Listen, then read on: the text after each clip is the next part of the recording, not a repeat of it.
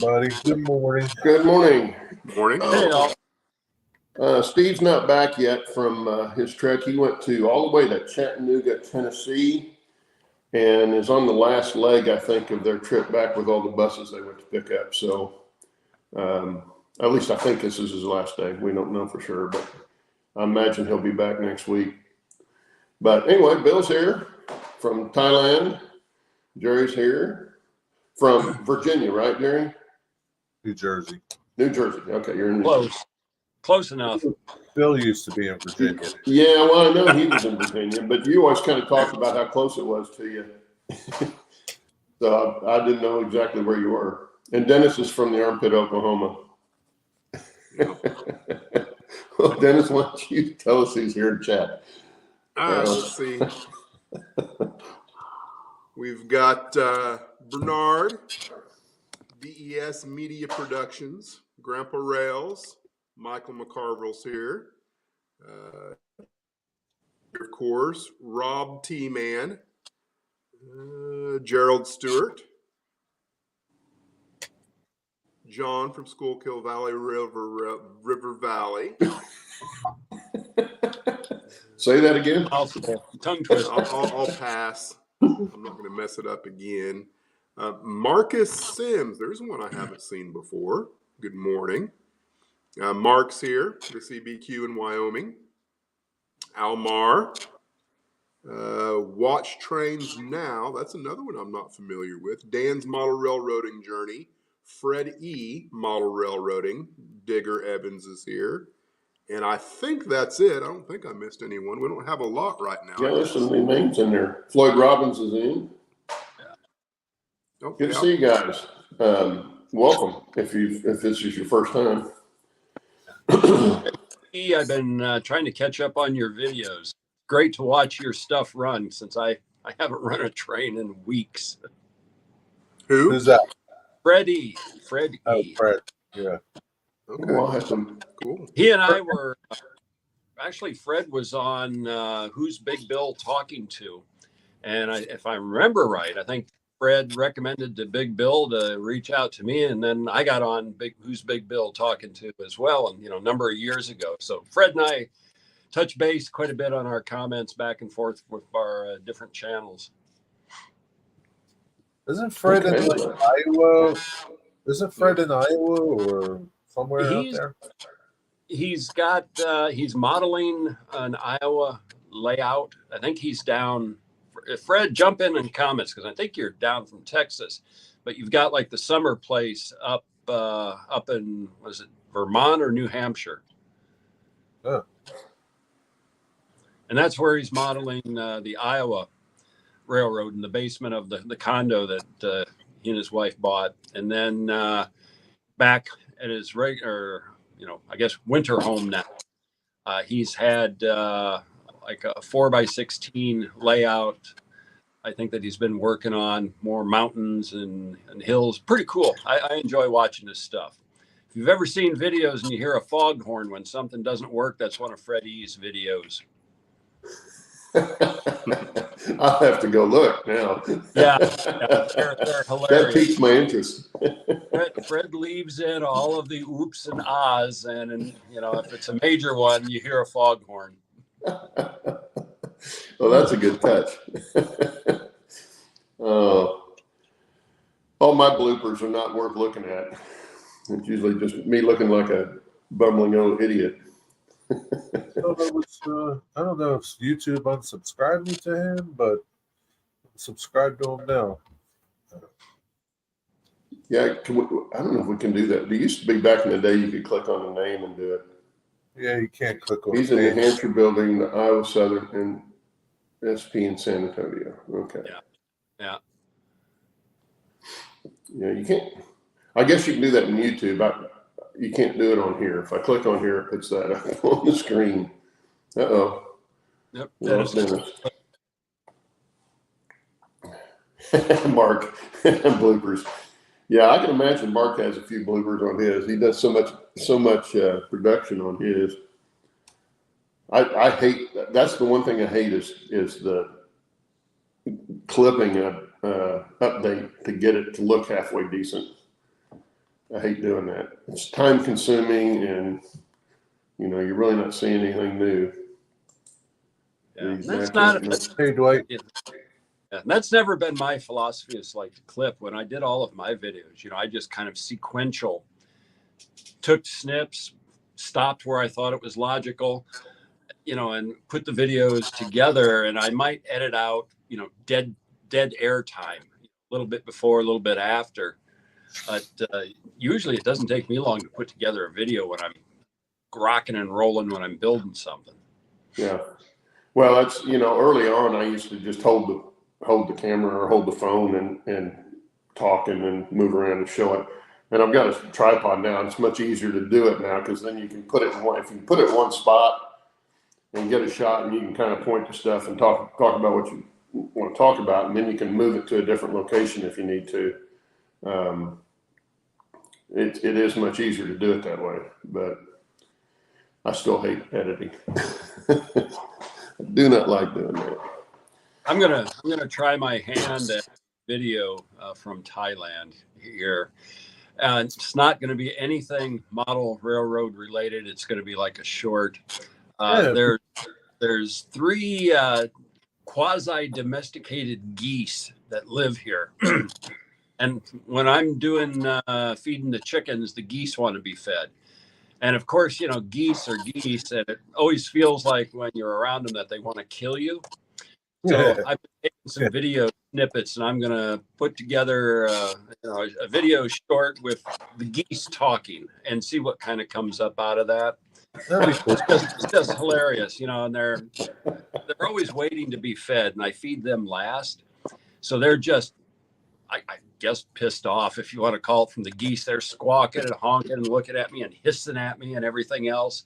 Then throw the food down, for them, and then they're gobbling it up and they're gurgling food out as they're honking at me. It's funny. So I'm going to see if I can't do a comedy video just as something a little bit different before I get home. Yeah. You feed them and they sound really ungrateful. Oh yeah, and they're noisy little beasties, and each of them, they've got their own little personalities. They don't attack. They'll spread their wings and they'll hiss and look, but then they just kind of waddle away, and then they turn around and look at you and hiss again, and it's like they want you to die. And that's going to be the theme of the video, is that they're plotting to kill the human that feeds them, but they're always going to wait until after they get the food. We'll see how it works out. Well, sure. Yeah, we're almost overrun with Canadian geese here. And they don't, you see them flying like they're migrating, but they never go anywhere. They're here all year round. They're lazy. But it's funny when they got them on the golf course and they'll be wanting to walk from one spot to another, and they're crossing a cart path or something, and here you come, and there's always that one that's sitting there watching, right, while everybody else crosses. Yeah, and they'll look at you like, if you don't stop, I'm going to kill you and that golf cart. Yeah. They're amazing animals, and the Canadians are just nasty. Have them in Virginia as well, but these are the domesticated variety. But still, it's just, every time I feed them, it's funny because they're just like saying, "Feed me and then get the F out of my face," is kind of the attitude. Claude, I got your. Looks like I'm. What'd you say, Derek? Looks like I'm chief. I got your spot. Oh, yeah, that's because Dennis has been playing musical chairs. I haven't been doing anything. I've just been dropping internet, and I've heard about this much of the conversation over the last 10 minutes because I keep losing internet. Yeah, you're a little stuttery there. Oh, so Bill, have you been building on anything? What happens when you live in the armpit of Oklahoma? Yeah, and it says a lot that I've got a better Wi-Fi signal here in the middle of nowhere, Thailand, than you do in Oklahoma. Well, he's in the middle of nowhere, Oklahoma, that's for sure. A lot of it has to do with the actual building. It's one of those things that's on my to-do list, is to get a booster out here. I think the second I get a booster out here, most of my problems will disappear. I just am not. Yeah. Every time I think, only time I ever think about it is right now when I'm like, I don't have signal again.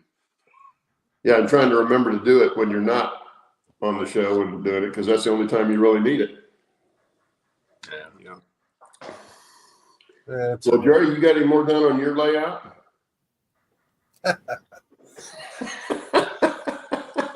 Was that funny? I didn't know it was funny, but evidently it was humorous. You should know better. No. I'll tell you usually when I do, but nothing. Yeah. I'm Well, thinking.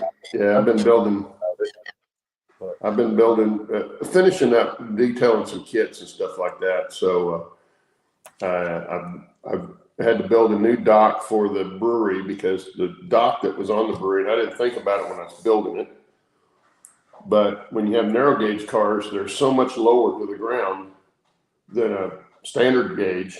The standard gauge is up a lot higher, and that's what the kit's built for. It's a standard gauge, not built for narrow gauge. And if you don't modify it when you're building it, then you've got to do something after the fact to keep from breaking the model apart to get it where you want it.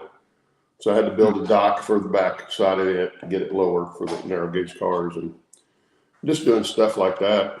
Yeah, maybe I'll run the bus line today or something.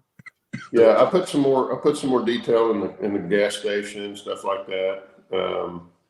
Added some more pavement there, so I had more room to put some more cars in there. But yeah, I've been trying to get some of that stuff. Got the cemetery in. I'll have to do an update. I may go up there after the show and film an update, because I've got enough there now to new stuff to show. So I won't go up there today, but I'll do it after the show and then put up an update. So I have to edit it. Yeah, but anyway, yeah, it's getting there. Yeah, it's starting to look a lot better. Bits and pieces of that conversation about editing videos. I guess there was some discussion about whether you do or do not, or something like that. I don't like editing. And Bill says he doesn't have to do much on his, but Yeah, I'm a minimalist. I plan out in sequence what I do, and then just kind of cut That's dead what space. I do what Bill does, just spits and then just put them together. yeah, well, That's definitely the least labor intensive way to do it is do it in sequence and just cut out the dead spots. But I try and make mine a little artsy. Yeah. I don't mind the editing process. I like adding the music and giving someone something to look at beyond just me droning on about what I've done. I try and make a mix of those two things, because not everybody likes to hear. A lot of people are visual. Yeah. So I try and mix it up a little bit. Well, and that's why I haven't done, my updates when I first started, they were getting about every month. And since then, it's been about every 3 or 4 months, sometimes longer than that between, because if I didn't have something to show, I didn't want to just have an update that's me talking. Nobody wants to see that. So they want to see whatever you're doing. And of course, my channel there again, I said it before, I only started it to show a few people that wanted to see what I was doing. So I don't do it for the production value. I don't do it for any of that stuff, but I really love some of the channels, the guys that do that stuff, like Mark Pruitt, stuff like that. It's a lot of fun to watch. But I don't do that. I'm not going to put that much time in the video part of it. To Dennis's point, about putting action and different things in videos. And Dennis, your videos are wonderful. I've had comments on some of my videos where, I've done a series of videos, like building trees again and different things like that in the past. So in some of the recent videos that I put out, I showed snippets of the steps, but not all of the steps. And then I got some comments like, well, why don't you show everything? And I'm thinking, well, I do. And I put, like a link to an old video and my comments and stuff about that. But then it dawned on me, we constantly have churn, and we constantly get new viewers who have not looked through 280 plus videos. people aren't going to go back. Yeah. So it's like, For the most part, yeah, you are yeah. correct. So it's like if I'm showing something that I've done in the past, maybe I can streamline it a little, but I Yeah. still, in order to make sure new viewers know what I'm doing, I have to literally redo the steps again for some of it, like again, the tree building and some of the other things, and Yeah. show maybe something new that I'm doing that's different than before, but still show all of the before, so that the new folks on the channel understand what I'm doing and where it's come from. Where the old folks that have been around for a long time, they go, "Oh yeah, I remember that video." Blah blah blah blah blah. I know what Bill's doing. Yeah, That's why how I feel about it too. With my bench work, I feel like I've got enough videos in the last 2 years showing how I do what I do with the bench work and the track work, that when I go to do it, I feel like I'm just repeating myself and there's not enough value. But then I also think, well, But you're wrong I because got 100 new subscribers yeah, last month. yeah, And how many of those are actually going to go back and look they're not. at what I've done? So Yeah, it's funny that like that with the new subscribers. I've had people recently, come in and maybe find an old video and they go, "Wow, this is great. I can't wait to see how it turns out." And they're talking about my N scale layout. It's like that's mostly been done for 3 years now. As they progress videos, they'll see the progression on it. But yeah, it's just how it is when you pull up on YouTube. You do a keyword search or a recommendation, and it could throw you anywhere into where somebody's videos sequentially lie. Yeah. And I'm one of those guys. I like to get in on the bottom floor, so to speak. If I find a channel that I haven't been watching and I can go back and see the blank slate of where they began, I will intentionally not watch any of their new material until I've caught up to where they're at. Yeah. Because that's a draw for me, is to see the progression from nothing to where I'm at now. But a lot, I'm not a real big watching something for a how-to unless I'm searching for a specific technique, and then I will watch just to glean whatever information can be gleaned out of there. I couldn't let this go by. He started it because he was told it was a chick magnet. It's true. That's how I met. No, that's not how I met my wife. Yeah, you go to a hobby shop and hang out. You're be okay. Now, if he just said a cat magnet, yeah, if you got a cat in the house, they'll find the layout and they'll get up on the sucker and destroy it. Yep. But chick magnet, that's good.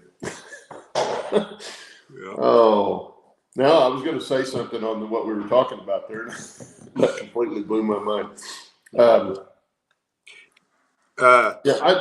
my channel, I don't like to do a lot of how-tos because I do stuff, back assward half the time anyway. So I hate to show somebody how to do something. I think I did a video. In fact, one of the ones that got most views was how I wired my tortoises up to the turnout.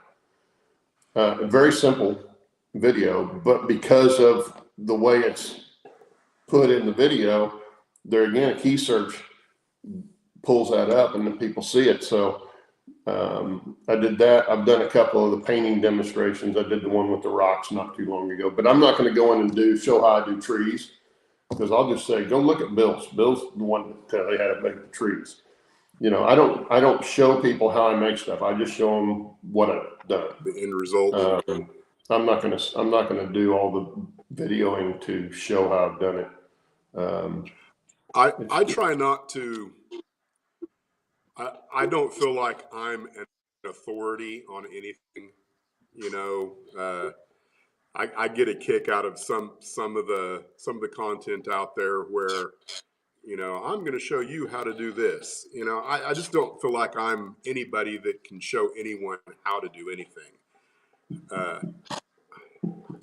I don't know. I don't think that's true, but you know. Gail, I So, love her but sense of but I, humor. I have no issue whatsoever just sharing how I did something. And if you want to emulate how I did it, cool. I'm not suggesting that it is the way to do it or better than anyone else's way. It's just how I do it, you know? That's your way. Yeah.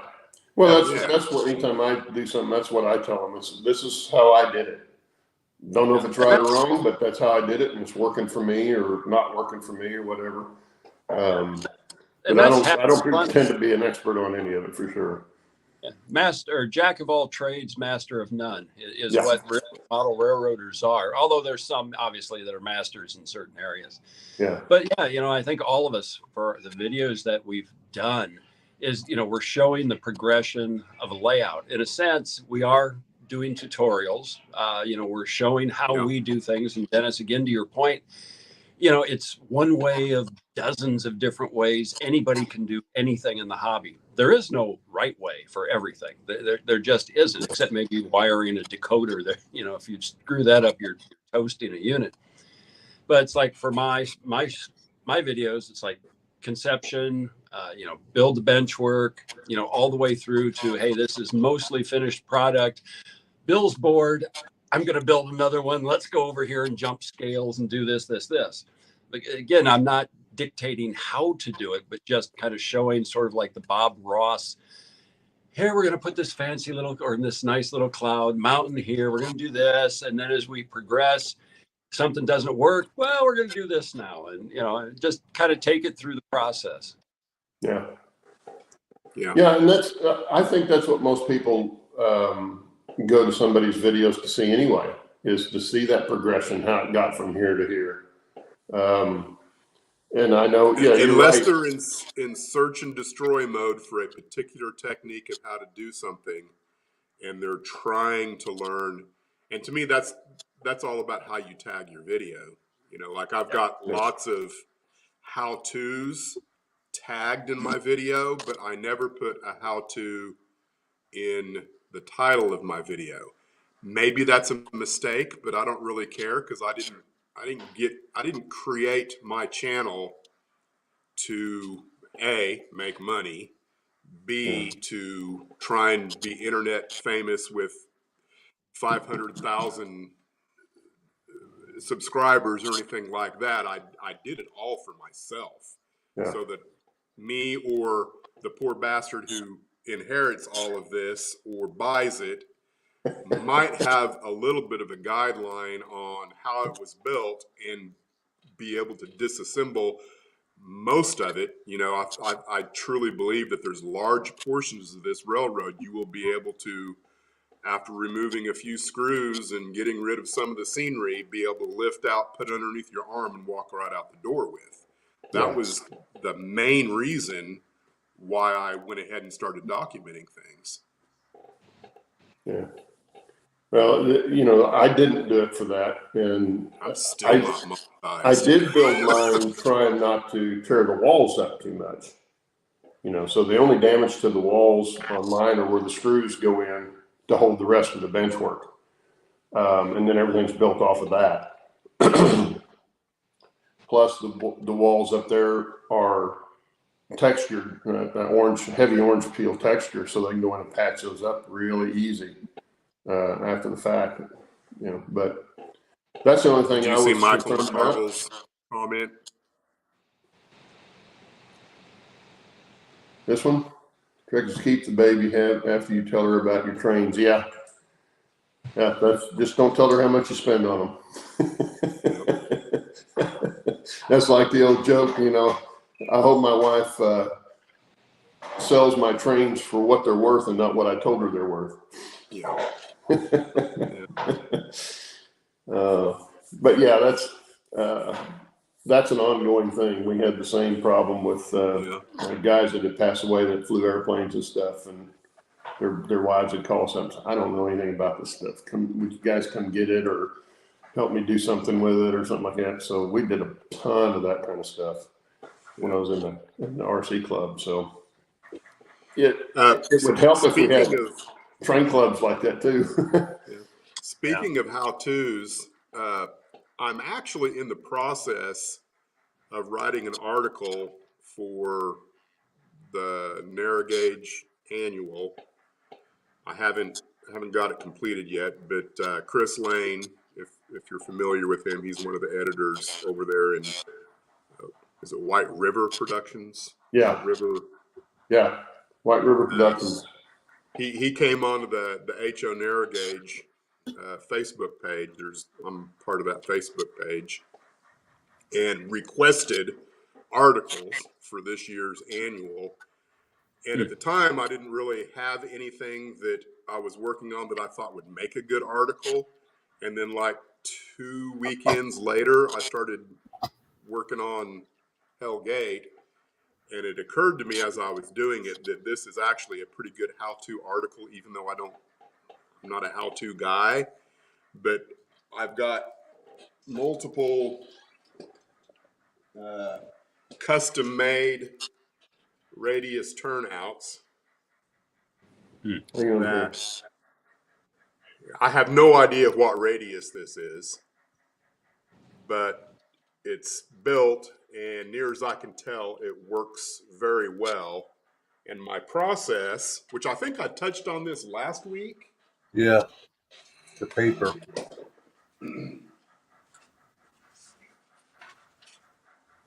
Oops. But all you have to do is get one of these. These are called twist ties. I don't remember. But you can lay this on top of a drawn radius on a piece of paper. You know, if you can, whatever you need to use to draw your radius on your track plan on your plywood. What did you use? How did you figure that radius? How did you figure that radius? What I did, and I could take you out and show you, but what I did is I took a piece of spline, an 8-foot piece of 1/4-inch masonite cut to, right, my regular spline width there. But you wouldn't have to use that. Anything that's flexible and long, this is where I want my radius to begin. This is where I want it to end. Then you slide that piece of paper underneath good idea. masonite. Yeah. And then you draw that line, then you tape your twist tie onto your piece of paper, then you put it on your photocopy, and then you now have a narrow gauge, or whatever gauge. If you look really close, you can see where every piece of your rail should go on top of that. Right. And that's where I'm at right now. What I do then is just take and I use all Liquitex matte medium. I glue the piece of paper onto the masonite because it's nice and smooth and flat. And then all of my ties are also glued with Liquitex. You don't need super glue. You could probably use white glue, but Liquitex, once you put alcohol on top of it, it just comes right off. It softens that up, and it Where just do you get Liquitex? removes without damaging your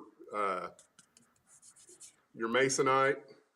And then it's just a matter of building this in a way that works. And for like this is a number 8. If you've already got a Fast Tracks fixture, a lot of your lengths of your like your wing guards and your point rails, those lengths are pretty standard to even this. So it's just a matter of building them and soldering them together, making use of your track gauges.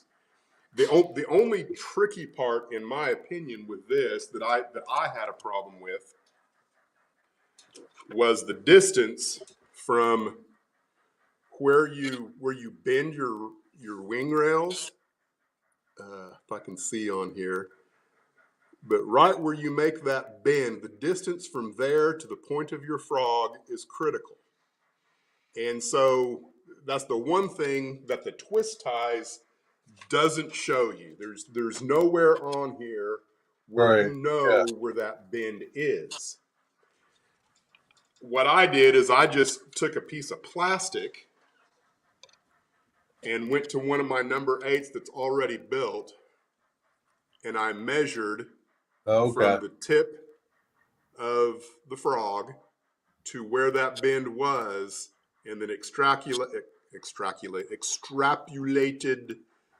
this measurement. It's an unknown. I have no idea what that is, but that's real close to where that bend needs to be, and the rest of it's just by eyesight, feel, and running a wheel set through there.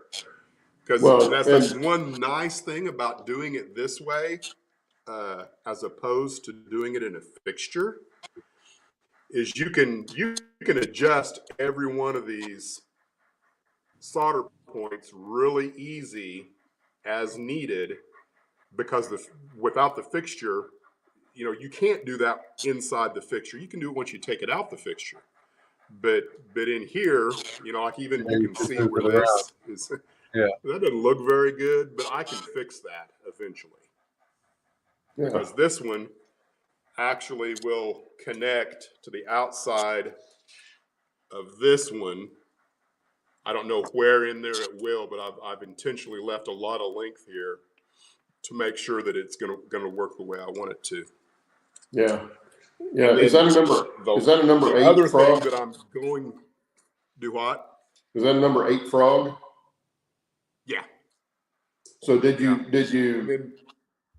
line up your frog rails in the jig, just leave them extra long, and then transplant that over? I tried, but it didn't work. Didn't work that way. The bends in the jig, in the fixture, that's what I started with.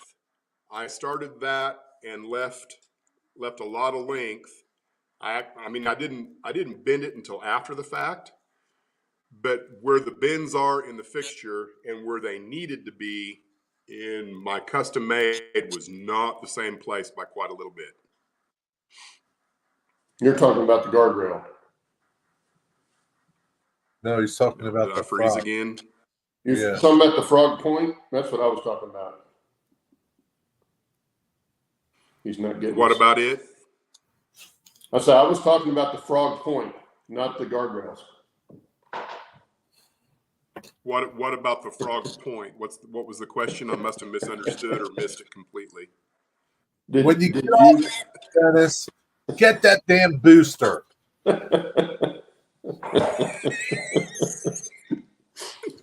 Your connection's so bad, Bell even fell off. Yeah.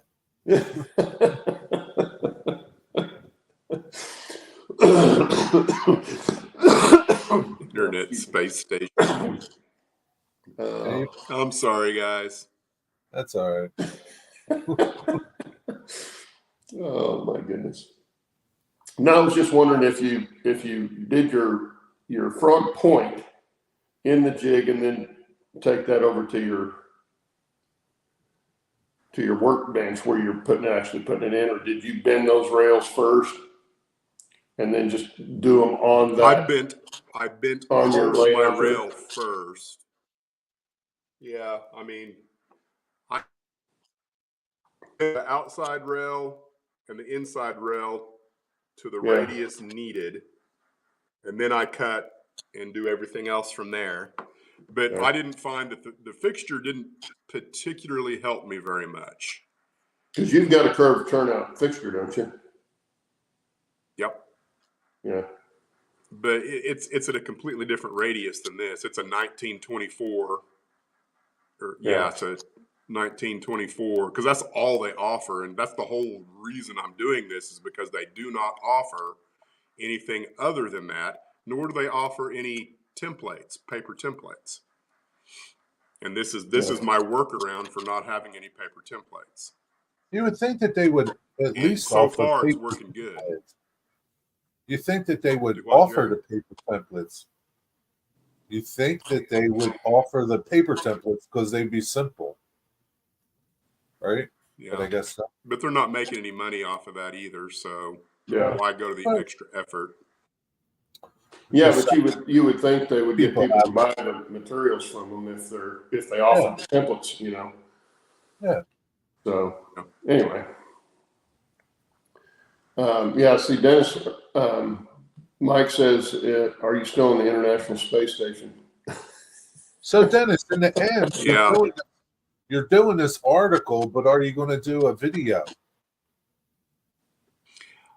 Well, so here's the deal with it, because if people have probably noticed, I haven't put out a video in 3 weeks now.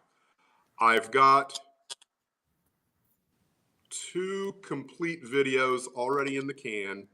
One of them I think is entirely complete, edited, ready to go. The second one is probably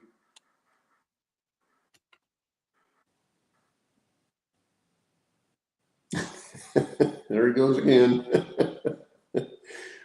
Probably something. Yeah. Boom. Probably, yeah. Probably. Can you hear me now? Probably. Yeah, probably. Maybe sort of. Hurry up. We hear you. Are our comms back up? Yes. Yeah. Oh, sorry, guys. Yeah, Now, no I've problem. got 3 videos that are ready to go. I just am working on a few other things that I want to make sure that I remember what it was I said, and it will have the ability to maybe edit out a few things before I put the first one up. But There's are not a any- lot of progress in any of them. It's Any just of these videos related to how you did this? the one that I'm working on now, which would be the 3rd video. You know, I've got 2 that are pretty much ready to go, and a 3rd one that I'm working on now that's probably a third, maybe halfway complete. Okay. I should probably get it completed by this weekend. So yeah, but the other thing is I don't know. I'm going to explain how I did it, but I'm not really going to show how I did it, if that makes sense. I'm I don't frozen know. again. Some people need to be shown. Well, don't I know. can't really show how to build a turnout. How I develop the concept of what I do, I think is easily understood by anybody who's already building their own turnouts. Yeah, agreed. If you're not And building anybody your own else turnout, that- you're probably not interested anyway. Yeah, if you're not building them or going to build them, they're not going to be that interested in all the steps. Right. I wouldn't think. Yeah, they'll be interested in the concept. Hey, that's cool. That's Yeah. or whatever, you know. But it's cool because I do that all the time in videos. So I'll watch them and go, hey, that's cool. Not for me, but that's cool. Oh yeah. I've done that before. Look at something and say, "Oh, I like that," but I'm not going to do it on my layout. I'm just not going to go. It's probably because it takes a lot more than I'm willing to do to get there, or something to that effect. But or it's cost prohibitive, or something like that. You know, in my opinion, anyway. But but I think you're right as far as the turnouts go. If somebody's building them, then they might want to know more of the steps, but then they probably already know that stuff. That's why I liked building mine, because I could tweak them like I wanted them after the fact. And I came up with turnouts that they didn't have a jig for, you know. And you made one, I think, was it on your last video, or maybe it was last week on the show? You were showing the one that doesn't have points. It's just a diverging from the dual. I've got 2 or 3 of those on mine. One of them has points, but I went back and looked at it, and it's been installed on the layout for a long time. And I went back and looked at it. I could have built that without moving points on it. You know, the only ones that really when need I to get first points started- is if one of the gauges goes both ways, then you have to have points. Yeah. Moving points. Otherwise, you can just diverge it. And that was kind of fun, figuring out where the guardrails needed to be. And I built them in the jig, but you still have to, you know, take something out of the step of building the regular turnout and then add something that's not there because of how you're doing it. But to me, that's the kind of stuff I like doing, is figuring out how to get something to work like I want it to work. I really enjoy that part of the hobby. Not everybody's going to. What's he saying? He muted Dennis and have disco playing in the background. Seems better. Does he look like he's dancing? Yeah.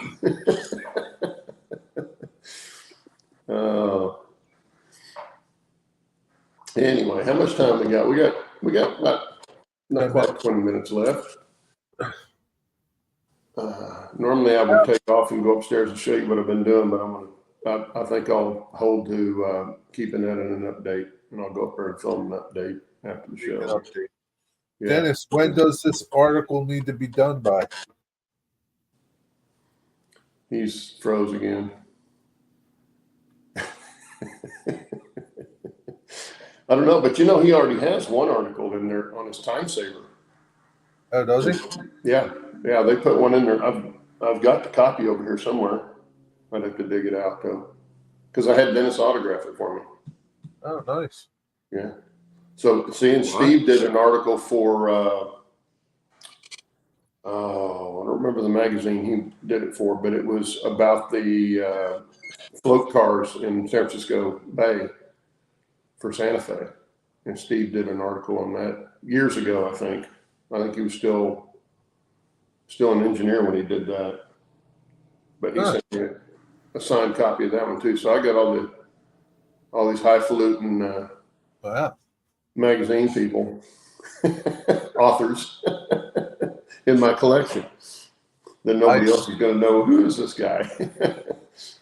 Dennis, I asked you, when does this article need to be done by?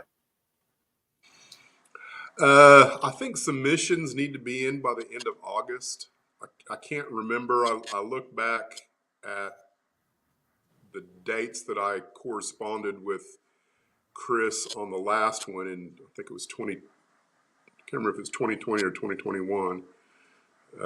But I was in communication with him through the month of August. So I think I've got until the end of August. I presume because it's the annual that it will come out at the beginning of next year, and it encompasses the previous year. I can't remember when it actually is produced. Hey, Mark, that's back when they still run the steam, wasn't it? Well, Mark never quit running steam.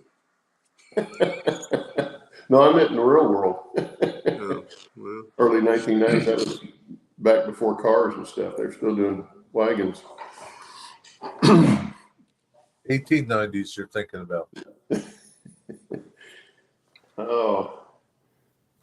No, 1990s. 1990s? For me, that was a long time ago. Actually, it feels like yesterday, but definitely wasn't yesterday. Yeah. Gaslight, street lights and such, yeah. Oh, and it went sideways again. I still can't figure out why it does that. But Is that your phone? yeah, it's my phone. I don't know why it does that. Mine turns sideways. Steve does the balloons and the thumbs up and all that. Yeah. So I don't know. I've never got it to do it. Neither. It's got to be in his phone, and I don't think he uses an iPhone. He might use an iPhone. Well, Bill got it to do it, I think, once last week. Did he? Yeah. I've never had it so. do it on mine. Give it a big thumbs up. I think. No, didn't do it. Anyway. Excuse me. Yeah. So what else you been doing, Dennis? Just building that turnout? Building turnouts. I don't know how the rest of this weekend is going to go. I've got the one that I'm working on now, which is going to be the first thing I do after we're through today, is finish it up.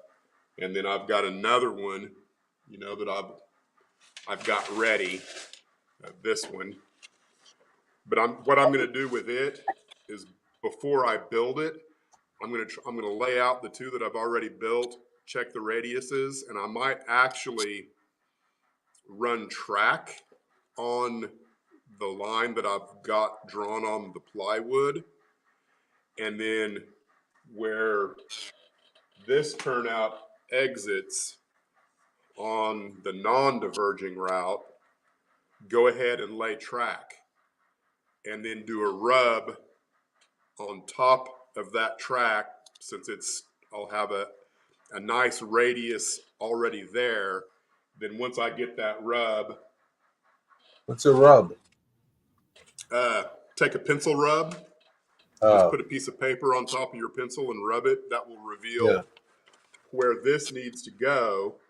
Then I can tape this on top of it, and then the diverging route on it is going to go back towards where the line is coming in at, and go off to my mine sections, because I plan on having at least one or two mines parallel with the incoming track. Kind of hard to explain, but man, you got to come. But then that will be a nice continual radius curve from here to the best of my ability. But I will probably do. That's kind of my goal for today, is to finish this one, get them laid out, railed together. Yeah, that's pretty complicated there. I mean, building the turnouts are a little bit, I'll say that, but the concept's not complicated, I don't think. It's a matter of getting things where you want it and working it all out. Yeah. What I'm looking forward to is having curved turnouts on a radius that looks natural. Because if I would have tried to use the 24 by 19 radius, I would have had to have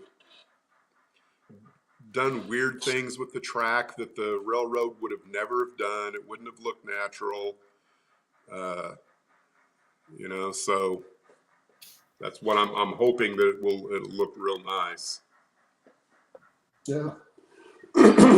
Well, you do good. You do really good work too. You're really particular about the track working in the first place, which is a good thing. If you don't have good track, you ain't got a model railroad. That's all I'm going to say. Yeah, Been there, done that. Don't ever want to do it again, because all of your hard work and effort in building everything else is essentially wasted if you can't enjoy running your trains. And you can't enjoy running your trains, why are you a model railroader? True. Very true. Yeah. Excuse me. Well, I don't know if anybody, I haven't been watching much of the chat. I've been listening to you. I didn't know if anybody had any questions. Any other thing that I had going on, just in case there was a bandwidth issue, but so I can't even see chat right now. Oh, you can't see chat? Okay. Well, I'm looking here. I don't see any questions or anything. Mike says it's a nice idea to create a non-standard turnout radius, which it is. And like I say, that's the nice thing about building yours. Even if you start the jigs and stuff, then you can see what you can do after the fact. Once you get that basic knowledge of what needs to go where, as far as guardrails and points and all that kind of stuff, and you start to understand that just inherently, or at least I did, it kind of just fell into place. It was like, oh, well, yeah, that's why that's there. There's really only 4 elements to a standard turnout. Yeah. Stock rails, point rails, and your guardrails. Yeah. And once you get that, then you can adjust from there or create from there. Like I say, which is a lot of fun for me. What Gus says, we had a rule of thumb when I was a section man, a 1/4 inch on track center equals a foot on the lead. Okay. That went right over my head. On a track center equals a foot on the lead. Now, see, Steve would understand that. Yeah. Probably. And Dave Todd would understand that. And I haven't seen Dave in here today. Yeah. But I had would a understand question. I've got a question, especially if there's any old time railroaders in here. I watched all of Michael McCarville's videos this morning that I hadn't seen yet. I think he had 3 that I hadn't looked at, and I did receive the Conoco bulk oil dealer this week from him. I bought that because it's going to go somewhere here in Maroon Creek. What is the difference between a section house and a bunkhouse? Is a bunkhouse just a sleeping area, and a section house is kind of like an office for the section crew? That's kind of what I thought it was. And Mike McCarville probably knows that. Yeah, that's why I asked, because I know he, at least, I can't confirm he's still in chat, but I know he was making fun of me. Here. My dog is going crazy on me. What do you need? She's looking at me like, you should know what I need. Yeah, what She's exactly is a section house used for? Yeah. I don't know. I think that's just where they changed crews, where the crews, they'd have, excuse me, they'd have a section of the track and they'd have crews housed at either end.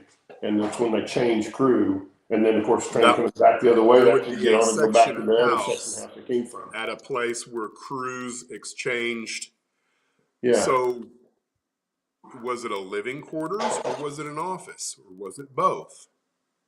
I guess it could have been both, depending on how many crew they had to house. And a bunkhouse is kind of self-explanatory. Bunkhouse is a bunkhouse. That's what I figured. Bunkhouse is where, you stay the night, and I presume maybe you go back the next day. Section house probably had dining facility in it and stuff like that. Okay, here we go. Mike's going to say bunkhouse. Yep. Oh, that's Gus. Section house is the tool house. The bunkhouse had a bunk, sometimes a shower, lockers, bunk to catch some Z's, yeah. And bunkhouse is temporary crew sleeping quarters. Section house has a kitchen, room for, okay, so kind of what we were thinking. Okay, cool. Thank you. Yeah. I figured that's kind of what it was because, they had them up at Cumbers Pass. They have restored those. And that's kind of what they look like. It's just a place where you'd go in where you could eat and stuff like that. A house with no bedroom in it, basically. Yeah. Well, and I figure every location that you have, like for me, Maroon Creek somewhere would probably have both a section house and a bunkhouse. That's kind of what I'm getting at with my thinking. What other structures do I need in different locations that make sense? And I know for sure, up there where Hellgate is going to be, I'm going to need similar structures. She's being clingy this morning. She's had some health issues here the last week or so. And she's getting older. She's 11. What kind of dog is that? She's an Australian Shepherd, but she's a toy. Yeah, she's a toy. She's about 20. Well, right now she's only just over 20 pounds. She's lost some weight here lately, and we think it's probably part of her health issues that she might be having now. But she's, 11 years is past their mid-range of their lifespan. So, but full-size Aussie is about 65 pounds. Minis are real popular. They're in the 40-pound range, and she's a toy. She's only a little over 20 pounds. And they have teacups too, from what I understand, which would be smaller than her. The problem with it Is my hand good? When they get over, when they get too much breeding in to change the breed, that's when they start having, major problems. There's a lot of purebred dogs that have major health problems down the road. Yeah. But she's very smart, that's for sure. Her vocabulary is crazy big. So, and she understands a lot of stuff we say. And if we don't want her to know it, then we have to spell it out or something, because otherwise she'll know what we're talking about. But yeah, this is Annie. Yes, I know. Yes, I know. So I don't think she's feeling good. I think that's why she's wanting FaceTime. But anyway, Mike says the section house for Cumbers North Pass for my kid has interior walls since I had the floor plan. Yeah, because they, the friends of the Cumbers and Toltec, have all that kind of Great reference that you can find. I get their monthly. Could you quit licking my hand? I get their monthly. I can't reach with that hand.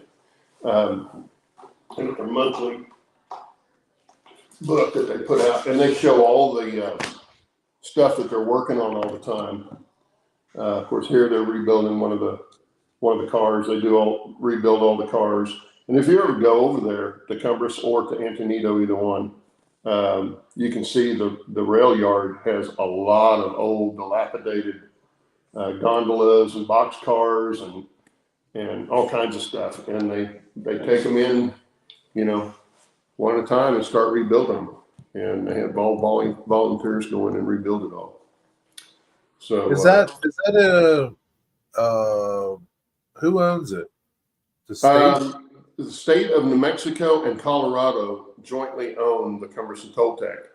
And the reason for that is Chama is in New Mexico and Antonito is in Colorado. And the route is like 66 miles or something like that long.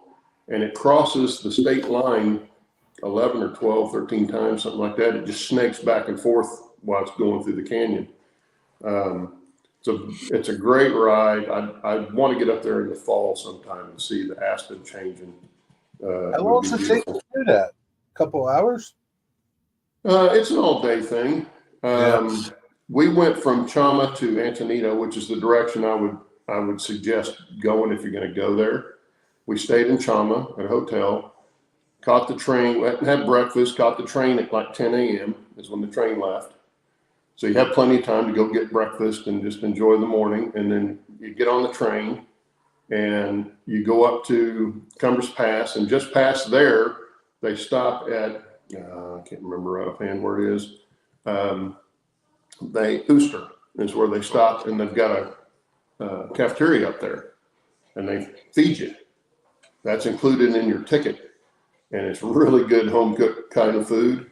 And then you get back on the train and you finish up in Antonito, and then you get on the bus and they bus you back to Chama. Oh, they bus you back. You can go from either direction, and you can do halfway trips, that sort of thing too. They have all that kind of stuff in there. But when we went, it was like $110, and that got you a seat in the cheaper coach, the plain coach, but it's under a roof in case it rains or something. You can go in there. But we rode most of the trip in the open gondola car. Now you have to stand up, but you can see the scenery really well from there. You don't have to look out a window. You can, you're out in it. It's a don't great do trip. like me. I suggest your coffee all over your wife right when the train first starts moving. I'm sorry. Hey, would you pull that shut, please? I'm sorry, Dennis. I couldn't hear what you said. I said, just don't be like me and spill your coffee all over your wife just as soon as the train starts moving. No, don't do that. I can't remember if it was the Cumbers and Toltec that I did that, or if it was the Durango and Silverton, one or the other. I spilled like an entire cup of coffee on her.